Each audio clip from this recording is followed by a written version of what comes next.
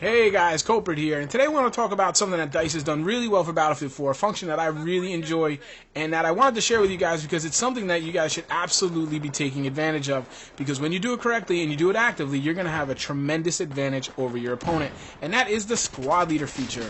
The mechanics in the game, very simple to do. Mostly it's really just one mechanic that you need to do, and that is basically, you'll see me in the footage behind, which is domination on Kulprit008 with some guys, some familiar faces in my squad, obviously 008 guys, and of course Clouded Truth, who has a channel himself. You should check it out. I will note that we are not in audio comms here. We were just kind of ragtag, got together, playing together. We just hadn't kind of got coordinated yet. And I believe it was one of the guys was like, hey, we need a squad leader. I was like, oh, I realized it was me, and I hadn't been marking anything. And at this point, I was being a kind of ADD squad leader. I was marking everything, and it's not always flags you want people to go and mark. Keep that in mind. Make sure if you think a flag is important and it's a flag we already have, mark that too, and tell the guys to hold that. But basically, it's just such a cool mechanic that I don't see so many people doing. So I wanted to kind of make a video talking about kind of the pros and a couple of the kind of the cons that come with it.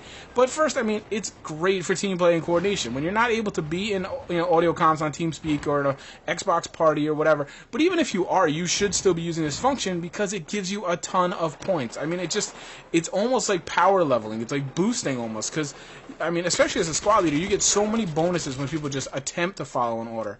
And then when they actually cap the flag, I mean, you're getting an extra 100 or so points. And with that, what you also do is you're able to keep your field upgrades pretty much full at all times. If you watch in the video, you see our field upgrade list is basically full the entire match. And that's just because of all these extra squad points you get just from one simple little mechanic. One other kind of thing that you don't so much, it obviously doesn't matter so much in domination, but in the larger game modes, think Conquest Large and whatever, it does set some waypoints for you. If you see on the mini-map, you see some of the, it draws a line from where you are to the capture, the point that the squad leader is designated. This can be quite helpful in Conquest Large. People get a little disoriented. They kind of lose track of what flag is what, maybe where they are. It just kind of, especially if you're playing with randoms who might not be as experienced with the game as you are, kind of at least gives them a direction to work. And you find that even when you're playing with guys, like I have the fortune to be playing with people I know and guys I trust that I'll play with all the time, and they're always going to try to do the right thing and try to win. But even if you're playing, I've done this now with randoms and squads I do not know anybody in, and people kind of are looking for direction. So if you just give them a simple task, like attack A, hold B, they will actually do it. Now, it doesn't happen all the time, but sure. Anytime you can give them a little bit of incentive, and people love points, remember, especially right now, early in the game, people are still leveling, still unlocking, people love points. So they will be more prone to follow those orders. Now, I should note that you will take some hit while being a squad leader, as I've noticed. The interface is a little wonky, and I don't know if you're going to see it in this gameplay, but I got killed quite a few times. Now, I did this role basically all night with these guys, and I enjoyed it. Once I started, we got rolling, and I saw the benefits of it, obviously.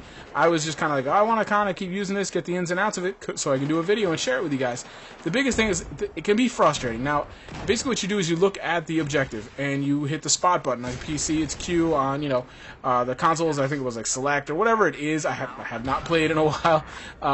But you don't want to, like, hold it, because that'll bring up the comma rows. And you don't want to hit it, spam it too quickly, because then it's going to be like you're trying to spot an enemy. You almost have to, like, tap, like a little pause in between, and then it will designate the flag. Sometimes it works, sometimes it does not. And I was killed quite a few times basically standing there, staring at a flag up in the sky. Obviously, the closer you get to it, the harder it is. You have to look vertically at a bigger angle, and you just get shot in the back. And it's frustrating. But you have to understand that the benefits right there, outweigh the negatives by a lot. And that death you might take there, that setback, is going to be blown away by the added points and things you get in the match by doing this. Now, on top of that, aside from just getting those couple weird deaths you might get, your gameplay probably will take a little bit of a hit, because your focus isn't just on the engagement in front of you. It's not on your surroundings as much as you're kind of, like I said, you almost have to be watching the mini-map more than you're watching your surroundings. And that's because it's up to you as a squad leader to kind of be anticipating what the enemy might do next. You have to notice the trends. How are they doing it? Are they doing ring around the rosy on domination? Or are they continually throwing themselves at a particular flag on Conquest? or rush, are they heavily defended on one MCOM but not the other? That's up to you. You have to recognize that. You have to see opportunities and kind of help indicate to your squad mates that, hey, maybe we should go for this MCOM. The rest of our team is about to arm A. Let me give you the directive to go get B, and maybe we could take advantage of that. And dominate's the same thing. Don't always just mark the next flag that isn't captured. If you're holding A flag and you have B flag and you don't want to get C, think on Shanghai or something, hey, maybe just tell them to hold B, because you know the enemy's going to be going for B pretty hard. You get just as many points for defending it and all those types of things. So don't be afraid to just hold the 2 points and let them know, hey, I'm prioritizing this flag. It's a power position. We must hold this, and we'll win that way. So you're kind of keeping track of all this at the same time. If you're a normal, say, 2 KD player, maybe your performance, don't be alarmed if it's going to dip a little bit, because again, you're paying attention to a lot more than just what's right in front of you, what's right in front of your crosshairs.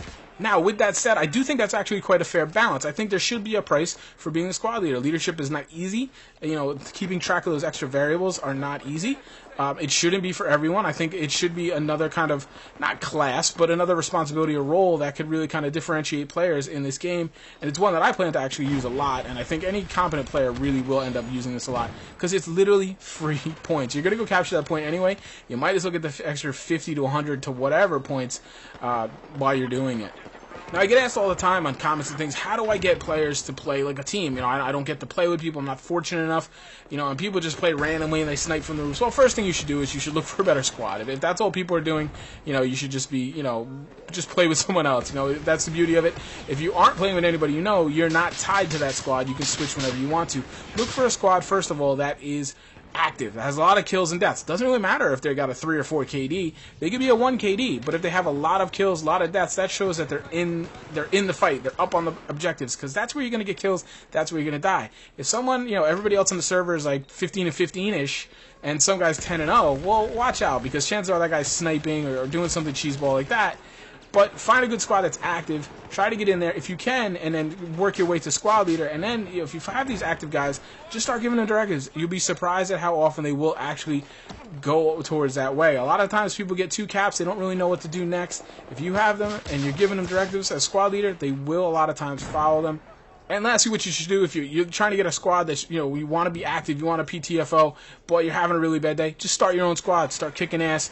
Basically, you got to think, what are like-minded players like you? You're looking for people that are going to play the game right. You're looking for people that are going to play the game like a team, right? Well, other people are looking for the same thing. So join your own squad, start it up, and just start doing well. I know it's hard when you can't spawn on people.